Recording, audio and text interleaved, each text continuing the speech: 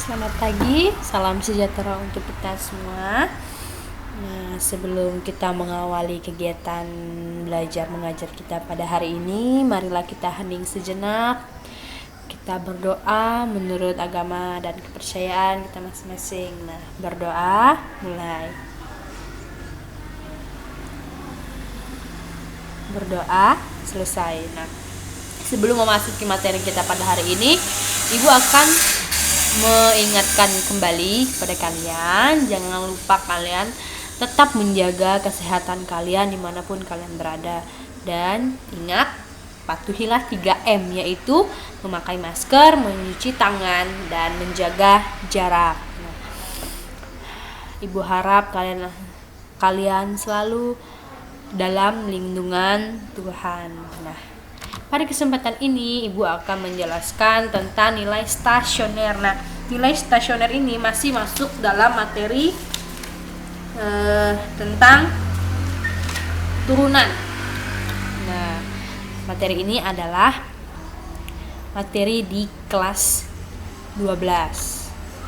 Nah, yang pertama itu adalah pengertian nilai stasioner.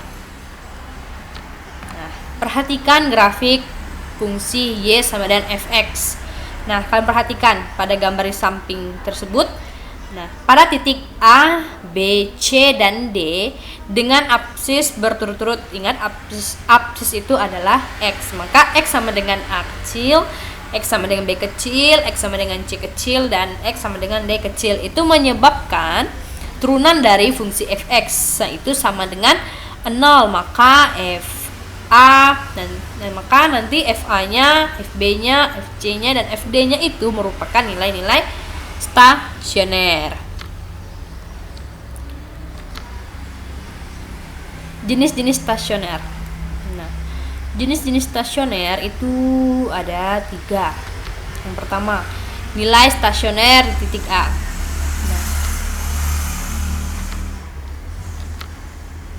Nah, perhatikan. Nah, X lebih kecil dari A, maka diperoleh turunan dari Fx-nya itu adalah lebih besar daripada A, berarti dia naik. Kemudian X sama dengan 0 diperoleh Fx X atau turunan dari Fx-nya itu sama dengan A, maka dia stasioner.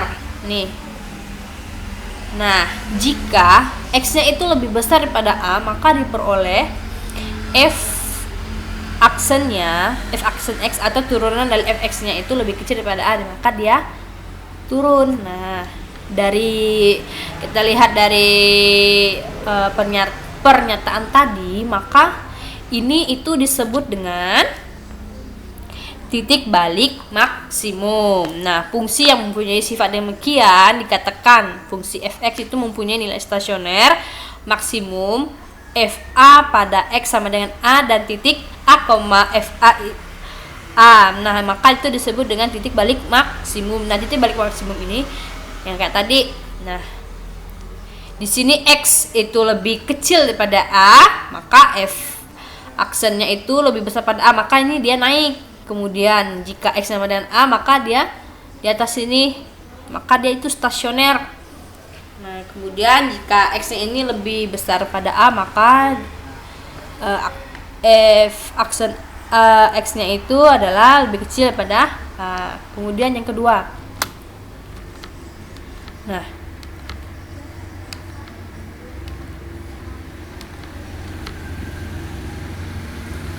di sini ada 2. Ada titik belok ke bawah atau turun, dan ada titik belok naik. Nah, jika dia itu turun, maka nih X-nya akan lebih kecil daripada B. Nah, kemudian F aksen X-nya sama lebih kecil daripada 0. Kemudian maka dia turun. Kalau lebih kecil ini dia turun. Kalau F aksennya lebih kecil dari 0. Kemudian F sama dengan B, maka F aksennya sama dengan 0, maka dia nih di sini nih. Tepat dia di sini. Nih. Kemudian jika X lebih besar pada B, maka diperoleh f aksen X-nya itu sama dengan lebih kecil dari 0 nih. Dia turun. Nah, maka nanti grafiknya berbentuk seperti ini. Nah, itu merupakan nilai stasioner belok ke bawah atau turun. Berarti titik belok turun. Nah, untuk yang B ini adalah titik belok naik. Nah, perhatikan nih. Jika X itu lebih kecil dari B, diperoleh f aksennya maka lebih besar pada 0. Kemudian X sama dengan D, diperoleh f aksen X-nya itu sama dengan D nih. Kemudian jika X-nya lebih besar pada D, diperoleh f aksennya D itu sama dengan D. Ini sebenarnya lebih kecil daripada D ya. Maka dia naik seperti ini. Nih, naik dulu di tengah. Nih, baru naik. Maka ini disebut dengan titik belok naik. Nah, kemudian yang ketiga.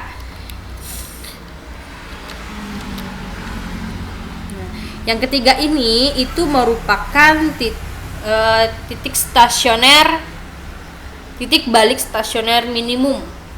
Mengapa minimum? Karena dia tepat di bawah grafik. Nah, perhatikan nih. Di sini dia X-nya lebih kecil pada E, kemudian di sini lebih besar pada E. Kemudian ini sama dengan 0.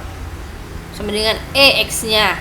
Nah, fungsi ini mempunyai nilai stasioner minimum. FE itu pada E sama dengan E, dan titik E, FE itu disebut dengan titik balik minimum. Nah, untuk lebih jelasnya kita perhatikan contoh berikut.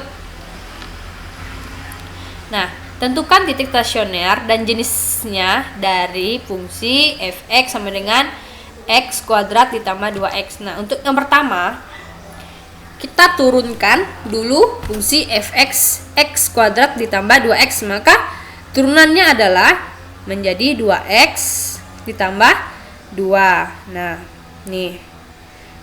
Maka ini kita keluarkan. 2x kita bagikan dengan 2 dapatlah x. Kemudian x 2 dibagi 2 dapatlah 1.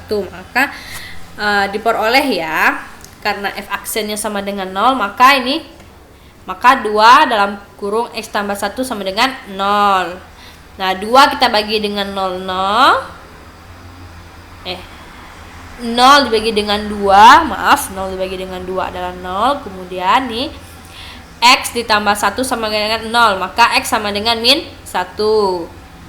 Nah, di sini nih x sama dengan min 1 sama dengan x kuadrat ditambah 2x. Maka x-nya kita ganti dengan min 1. Nah, maka diperoleh min 1 kuadrat ditambah 2 kali min 1 sama dengan min 1. Karena ini 1 di 1 kita kurangkan dengan 2, maka hasilnya min 1. Maka diperoleh titik stasionernya adalah min 1, min 1. Nah, nih.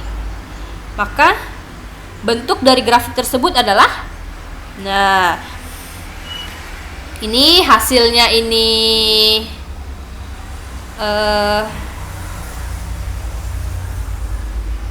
lebih kecil. X-nya itu nih, X-nya ini lebih kecil kan? Maka pertama dia naik. Kemudian hasilnya ini lebih besar daripada 0, maka dia turun. Maka ini merupakan titik balik minimum. Nah, yang kedua, jumlah dua bilangan positif x dan y adalah 18. Nah, tentukan nilai maksimum x dikali y. Nah, maka penyelesaiannya sebagai berikut. Nah, perhatikan. Nah, x ditambah 8. Ingat, mengapa jumlah dua bilangan positif x tambah y, maka x tambah y sama dengan 18. Nah, kemudian kita anukan persamaannya y sama dengan 18 sama dengan dikurang x. Maka x kali y sama dengan fx sama dengan x dikalikan dengan 18 dikurang x sama dengan 18x dikurang x kuadrat. Mengapa dapat ini? Nih, 8 kali x kali 18 kemudian x kali min x. Nah, maka maksimum itu jika X sama dengan 0. Nah, nih fx sama dengan X 8 dikurang 2X, ini turunannya ya.